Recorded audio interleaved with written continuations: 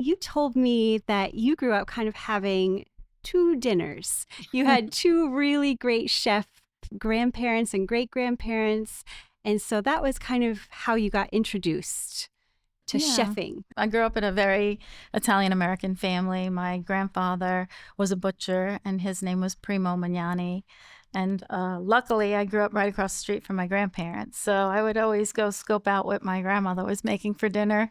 I knew what my mom was making, so I would choose which one looked better or have a little of both. So it was a luxury. Yeah, that is the luxury.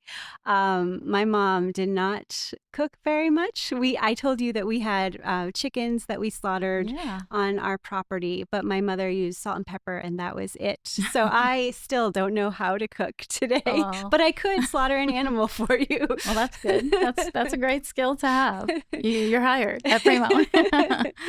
But what do you think got you? Do you have a defining moment that you remember that you were like, I think it's in me to make food and to be a chef and to own a restaurant? Yeah, it's funny because growing up, with a lot of really great cooks in my family, which were mostly the women, restaurants back in those days the chefs were mostly men or male run.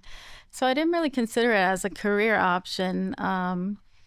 And I was going to college and working in a restaurant in the front of the house. And I was always probably driving the chef crazy, asking him a million questions. And he said, you should check out the Culinary Institute of America. I think you really have a knack for cooking. And I was like, I don't know. And then I went and I immediately just fell in love. Hmm. So